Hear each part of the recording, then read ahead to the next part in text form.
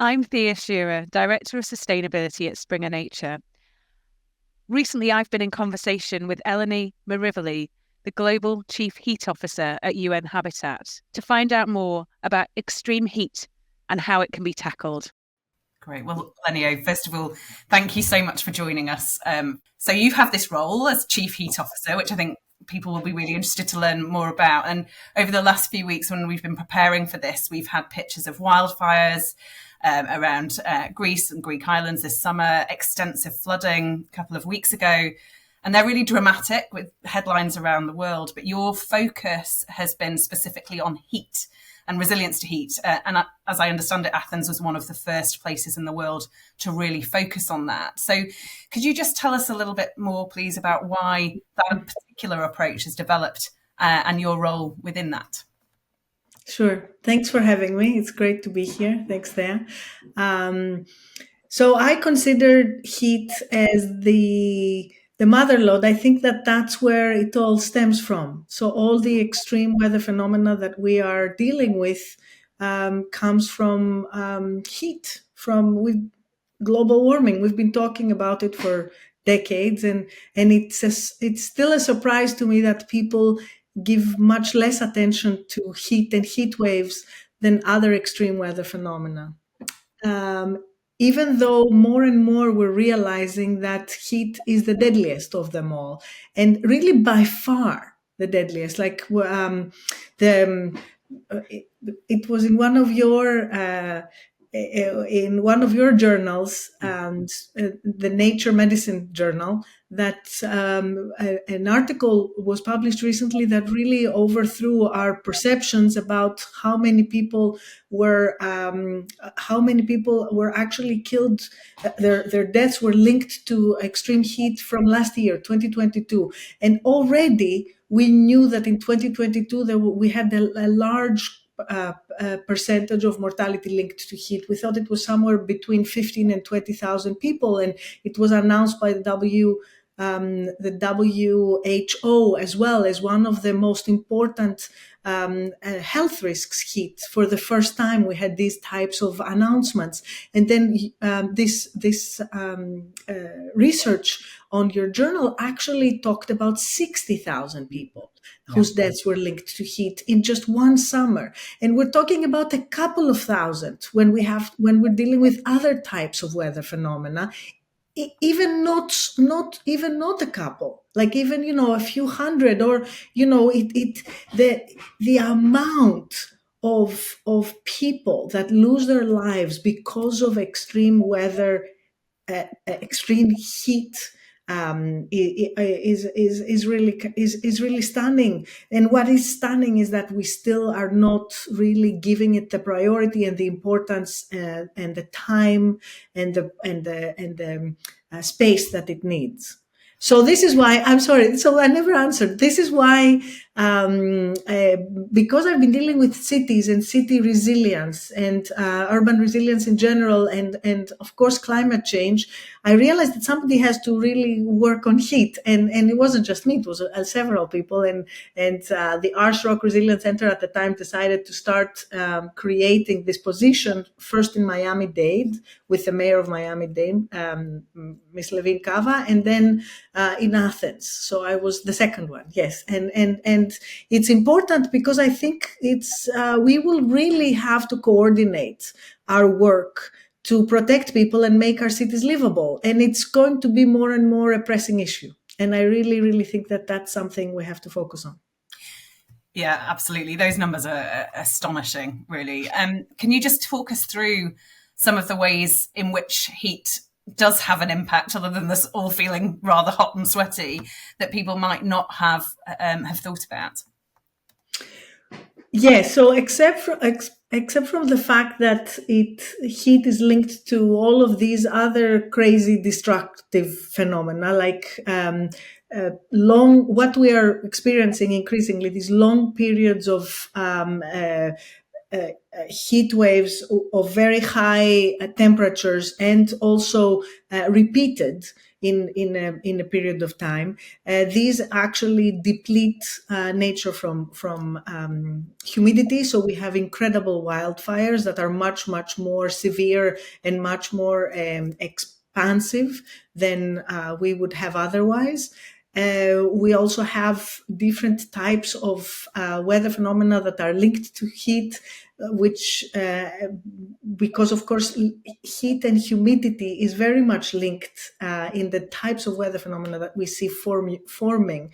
So sea surface temperatures and different types of weather fronts kind of create these totally crazy types of weather that we've been living in. So this is one thing, which is for the meteorological, for the climate scientists. And I'm just reading and trying to educate myself on how these things work.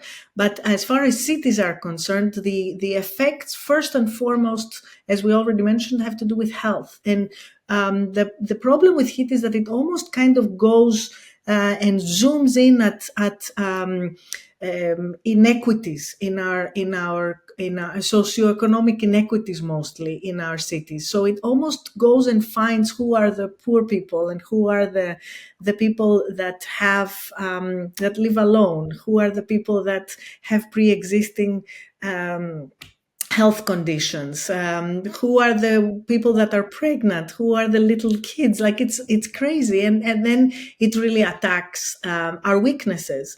And so we know that the neighborhoods that are the most socioeconomically marginalized, and the people and the labor forces, etc., that are the least well off, are the ones that are the victims of heat, much more than anybody else. There's a really great disparity on this aspect. And so first of all, it has to do with health and vulnerability, and the neighborhoods in the cities that are the ones that are the poorest are the ones that are most struck.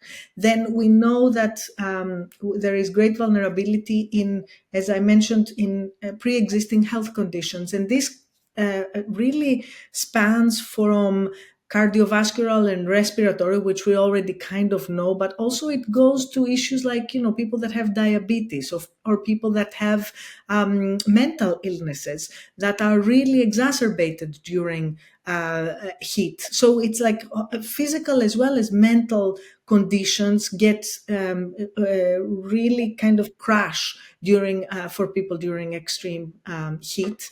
And the other thing also that I should mention is that we also have violence, that is community violence that is exacerbated, gendered violence. We have some reports, it's very little data at this point, but there are indications that we also have community and gendered violence that comes out more during heat waves, as well as problems in education. We know that heat affects the capacity of kids to absorb if they are suffering unexpectedly a heat wave. Because of course heat waves, I mean, that's the other thing, are very idiosyncratic. So the way that they affect people has very much to do with whether the bodies are already acclimatized, or whether we are, whether we're doing physical, we're stressing physically our bodies, or whether we are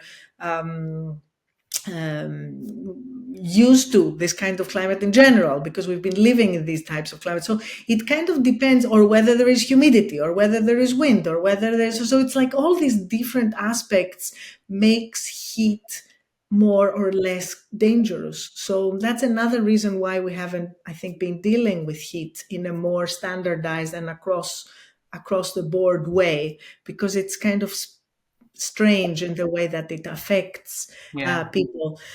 But other things have to do with infrastructure, right? Heat affects infrastructure, from our energy systems to our hard infrastructure, like that has to do with transportation, for example, bridges, train tracks, airplanes that cannot easily lift off. I mean, you name it. It's like it really affects all these different aspects that have to do with infrastructure. And of course, it affects our economies. Lower productivity, people cannot function as well. We have a lot of injuries that are linked to extreme heat during those times. Again, when we're talking about physical labor, agriculture, people working in the construction sector, people that are working outdoors, micro salesmen, delivery people, people working in kitchens, any kind of work that has to do with direct kind of heat. All of these people are particularly at risk.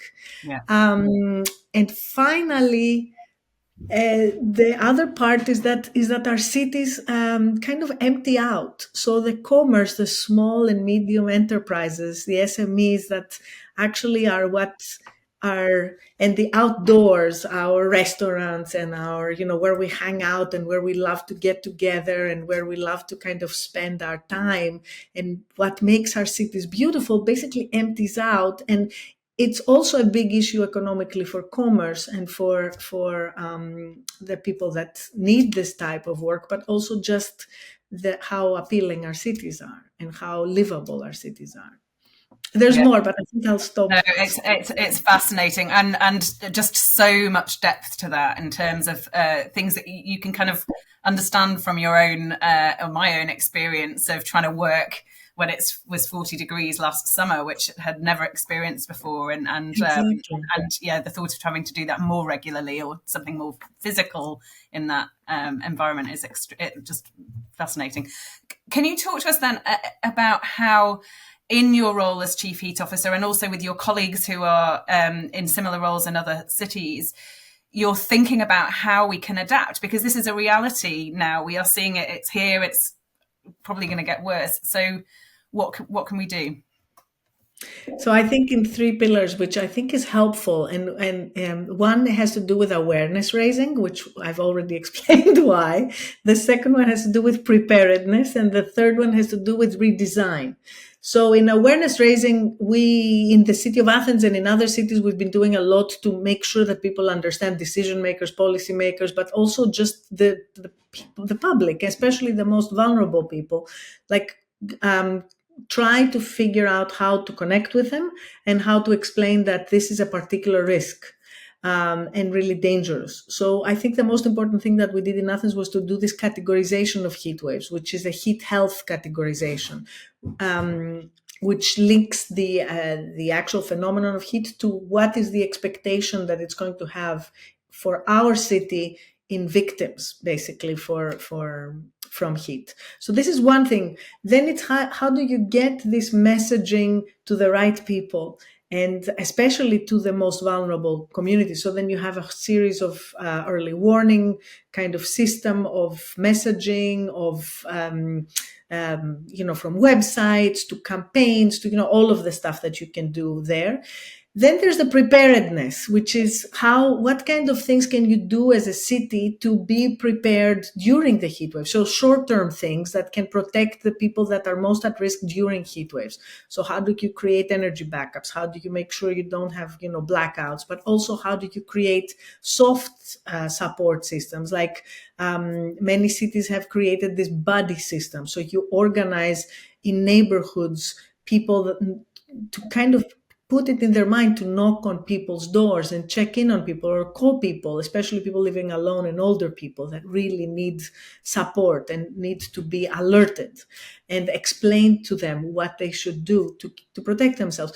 Or, we are collaborating with the Red Cross, again, to do networks of support, have like vans in the parts of the city that we have mapped out that we know are the most vulnerable people and the most exposed during heat waves, where the heat is more extreme, which is, of course, the poorest neighborhoods and the neighborhoods that don't have much green. So make sure that we have vans there with water, with explanations, with making sure that, we talk to people if people are not feeling good, to kind of explain to them what to do, but also to have access for transportation, for hospitals. Make sure that your hospitals are ready for a higher incoming people due to heat in all of these different health problems, etc., etc. So this is the preparedness. And then finally, the redesign is how can we make our cities more beautiful and cooler? And that has to do a lot with bringing nature radically back into our cities, with limiting cars and being very careful about how we use air conditions and what kind of air conditions, and how we don't think that air conditions is going to solve everything. But also water, how much kind of water we bring to the surfaces, and how do we build, if we build new things, how new parts of the city development, we have to figure out the geometry and the volumes so that we make sure that we create capacity for wind and for different types of the best possible way for buildings that shade areas.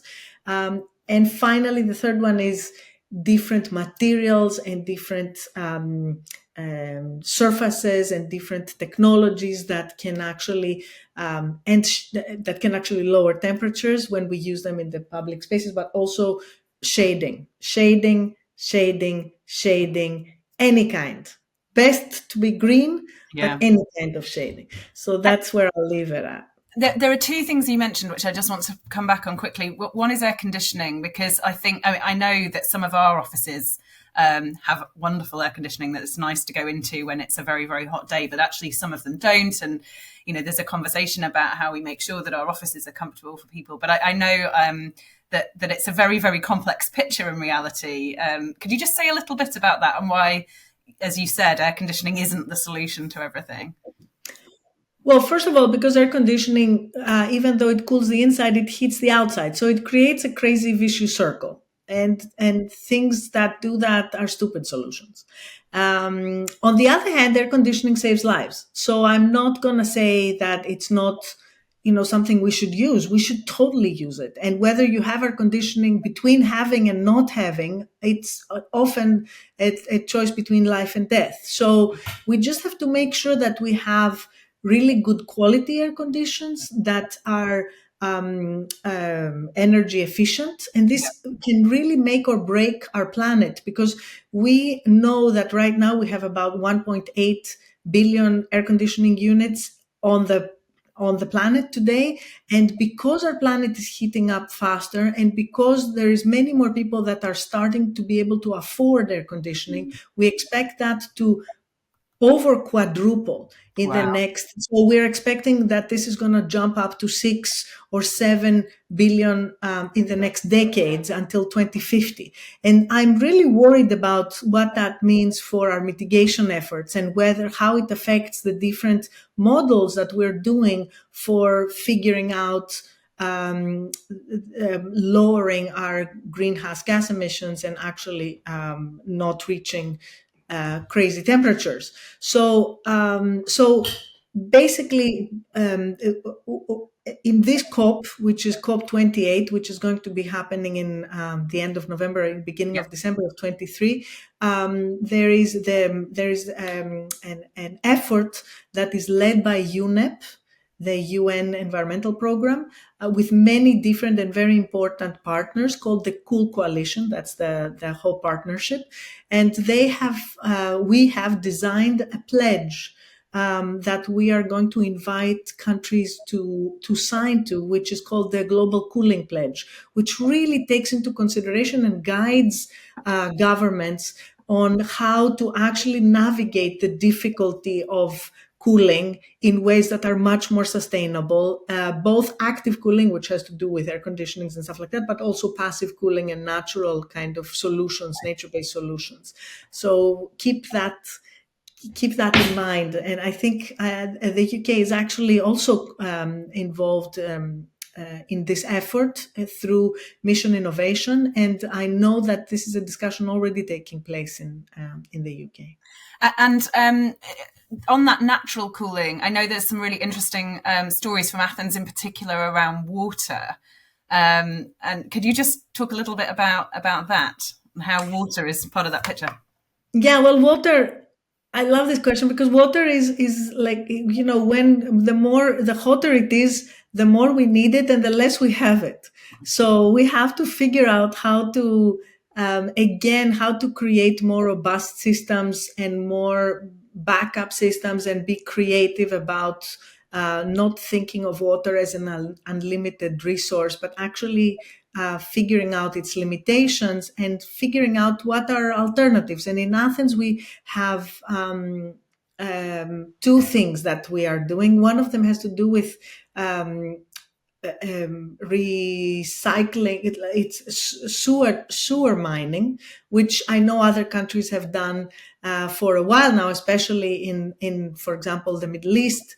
But what we've been doing is like a mobile unit that is small and that you can use in parks to tap into sewage and create water that you can irrigate your green areas, and this is something we've been piloting, and it's been going really well. And the other thing, which is much more beautiful, because it involves a monument from the Roman era that was built in 150 after Christ, and it is an aqueduct that runs for 24 kilometers underground, and it used to bring water from the mountains to the center of Athens when the Romans needed a lot of water to kind of take baths and do all their like beautifications. And it still today works unbelievably. All these, but it hasn't been used for a while. It's been interrupted by subways and by roads, but it actually still has water in it that is thrown into the sewage. So we have a big plan to tap into it, to support green areas all in a big kind of corridor, kind of district all around the aqueduct. It's called the Hadrian's Aqueduct. And also we've created guidelines for everything, for all the typologies of streets and squares and parks that are around it, how to use nature, how to use water in the surface, and how to use different materials to make sure that whatever we build actually lowers temperatures. And this is something like cities and people, when they think of, from their own house to, a big public space, we never think of heat yet. We have to start thinking of heat. We have to start thinking about how can I build this so that I lower temperatures? Yeah. That's it. And I know we have a new building in Pune, and I know that water features quite a bit around that, and I understand from colleagues, a really pleasant that's great. place, which, and again, there are high temperatures at times there. So just going back to your role in Athens as Chief Heat Officer, but also now your kind of broader role, more kind of globally. I understand you didn't have any political power. So how have you been able to influence what are some really kind of complex topics and issues? And no doubt there is a lot of politics involved in some of those conversations, and how things might be funded and other trade-offs and so on. How have you dealt with that? How have you influenced people to make changes?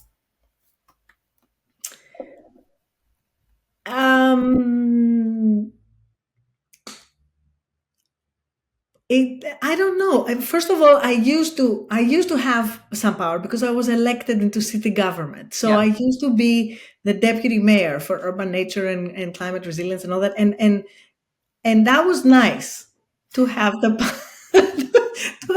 power to make these decisions. But since I've been a chief heat officer, as you said, I don't have any power. It's more an advisory position to whatever I do. It's really important to create the right kind of partnerships. So, for example, there are big international organizations that have been important in the way that they have been realizing that heat is a priority. So, for example, right, the IFRC, the International Federation of Red Cross and Red Crescent Societies, which is kind of the overarching umbrella organization of all of the Red Crosses all around the world, right?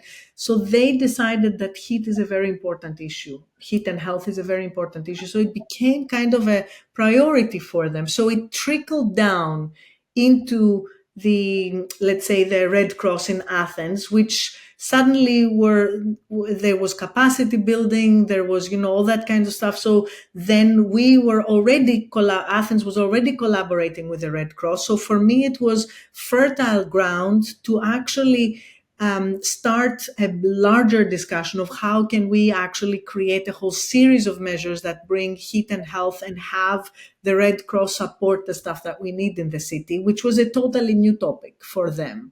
But the international side was actually supporting me. So that was one thing. Another thing was that we got funding from the European Investment Bank, for example, to do green corridors. Which was one of the basic nature-based solutions that we decided to do in Athens. And so this was also something that the bank was interested in, part of the loan that they were giving to Athens to be trying to formulate a new type of funding that went for nature-based solutions and to try it out in Athens. So again, it was like an important moment of finding out that this was something that the bank was thinking about and pitching to them that Athens was the right kind of city to do this in, and getting the city's interest in doing it, because there was money that could actually do this. And then again, building capacity both in the private sector and in the public sector to try to create the designs for this, which is another complicated issue. So there's a lot of stuff. And then finally there is like doing things from the bottom up, which has to do with workshopping things, asking the people, what do they think? What is it where do they get their information about heat? What do they think they're missing? What would they like to do? And you talk to different communities, and especially the vulnerable communities, like how can you best help? So that's another way of bringing the issue to the decision makers after you have input from the people that are the people affected. So you have a better, you can do we did a big polling. So we did what's it called? Like an opinion poll. An opinion poll about how people felt about climate change in Athens, and we got several thousand answers. And it was important that the people said that they're really worried about heat, even though people don't think about climate change at all. People talked about heat quite. So that was important to bring to the mayor, and so all that kind of stuff, like every kind of possible way to do things. And in the big international scene. Again, it's the people that already work in cities that come to me and ask me, we've been taught, we work on public spaces, and, we realize heat is an issue. How can you help us kind of put it in our tools and in our normative way of going about designing and assessing public spaces? Or, it's like suddenly also because of the incredible heat waves, right? That makes it very real for people. So there's three things I think you said there that resonated for me. One is around kind of partnerships and collaborations and bringing in different external voices. The other is about the finance teams and kind of understanding what's happening there. And the third is around engaging really widely and speaking both to the kind of communities that we work with, but also our colleagues across the organisation. So I think there's a lot of parallels there, which is really good to hear. I've got one final question. What would you say to a group of a couple of hundred leaders from a very, very large global organisation? There are about 9,500, 10,000 people who work for Springer Nature in research and education and running this business. what would you say about how they as a group of leaders need to kind of address this topic? I think first of all, I would kind of raise the issue of the risk and the danger. I think that, whether it's in your family or in your neighborhood or in your workspace, or, when you pick up the phone to order a pizza, you have to think about who are the vulnerable people and how can you make sure that you don't make things worse worse for them, but you actually help them and support them. And that heat is just a very wide-ranging way that it affects us. It has all these aspects, and the more we understand the many levels with which it affects us, the more we can be prepared and best respond to it. So I'll go back to this thing that we talked about, the awareness, the preparedness, and the redesign. So be aware that our bodies are not made for the heat that we will be dealing with, that we are and we will be dealing with, and our cities are not made for the heat that we are going to be dealing with. And this has very much to do with the fact that our cities, anyway, are built for a different climate altogether. And we have to really think about that. The other thing has to do with preparedness. Like, how can you best prepare on all levels? Like, what are the aspects of your work that can best kind of thought through? What kind of robustness can you build in systems? What kind of backups? What kind of lessons can you learn through, different aspects of knowledge that you come across that could help with the types of heat that we will be dealing with? And finally, the redesign is like this beautiful space of rethinking the old and the new, and rethinking of nature, and rethinking about how to make our cities more beautiful and more livable and more desirable. That's great. Thank you so much once again, Lenio. And I hope that the rest of your trip in New York for the General Assembly goes well as well. Thank you so much. Thank you. Thanks, Thea. Take care.